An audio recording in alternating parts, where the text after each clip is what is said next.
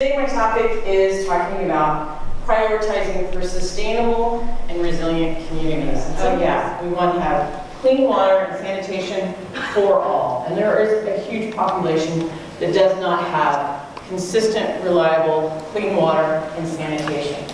But we also then tend to go, well, that's a developing country problem, right? Most of the developed countries will have pockets, we have some challenges with affordability, maybe we don't always have it. But for the most part, we've got that. So that's somebody else's problem.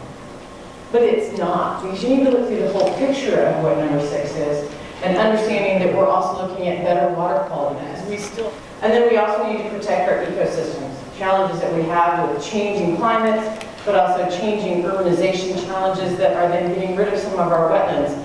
And those wetlands can be a challenge for us, because losing them as we think about them from one, just the overall habitat that it provides, but also being another part of our carbon management system. So we need to think holistically about what all we can do around the globe in every location to be able to drive the success of sustainable goal number 6. Then we can think about the challenges, right? So we know where we want to go, we know that we've got risk, but we also know that there are just a lot of obstacles. There are a lot of challenges that we need to be dealing with. Looking at the global mega trends that we see out there around global warming, climate change, everybody likes to use their own word, the challenges that we're seeing in our climate when we see those shifts. It's seeing resource constraints, it's seeing urbanization where we're seeing people wanting to live in cities more so. They're seeing increasing middle class, which is then wanting greater and greater demand for water in our systems and understanding those ramifications for food, for energy, for water. And then so we have these challenges of how do we manage and how do we have an infrastructure that has the ability to flex, and what are we doing to plan to be able to manage between them. Water scarcity is a different topic. This is areas where there just isn't enough water.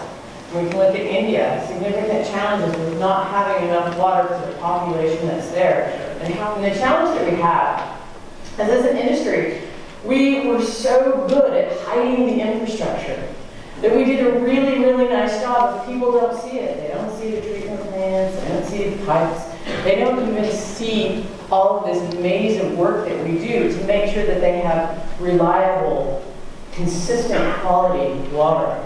So that when we turn on the tap, we always have water. When we flush the toilets, waste goes away. And as a result, that infrastructure is aging and we're not reinvesting into it. And there's that challenge of helping people see what they need to invest into, because we're at a point that we have to think about how do we rethink water. And it isn't to say we haven't done a good job, we've done a great job, it's just that the challenges are changing and if we don't adapt, if we think rinse and repeat, that we're just going to do what we've been doing and just replicate exactly those systems, it's not going to give us the sustainable and reliable communities that we want. And so when I think about that rethink, I think that there's some fundamental piece that comes with it, and that is resilience. And then you be planning a long time out into the future, because what we also know is we can't put in water infrastructure really, really fast. It takes a lot of time, and if we do it really fast, there's a huge financial cost to it, right? Make sure that we can plan for the future, that we're providing sustainable, reliable systems, means that we have to have a sustainable and reliable financial source. And then that takes us to operations. Because it's not just enough to put in that capital, we need to understand how we're going to operate it. And there's going to be operational pieces, whether it's in the treatment plants, it's in collection systems, it's in our water resources and how we're managing that, it's how we're looking at our agricultural. There's huge amounts of operational resilience. And with that, able to create a city, a country that is very sustainable and continuing to improve upon itself, for a city that's very small, has very little natural resources, the ability that they will be water self-sufficient really about 2035. Look at that. And that's a horrible situation. But yet they don't want to pay for that infrastructure. So we have to have continued conversations and education about what that drop costs and what that drop provides, and understanding its impact into our communities to be able to have economic growth, to be able to have quality of life efficiency.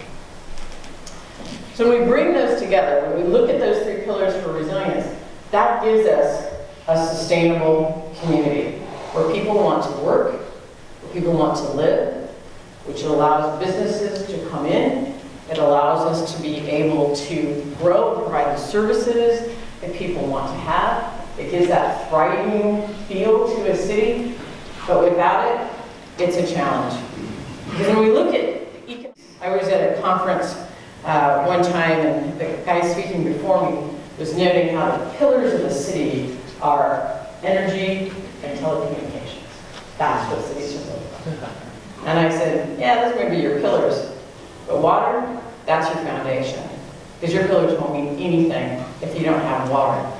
And that was very clearly shown in Texas several years ago when they had the drought. We went through and there were many small towns that completely collapsed because of lack of water, because they had manufacturing there. It was sustainable, great communities, life was great, didn't have a sustainable supply. When they ran out of water, when they continued to have challenges, the manufacturing plant had to close and move. We need to make sure that we communicate that, because it's not so obvious, because it goes back to that hidden infrastructure and an entitlement that water is always available. It's transformational.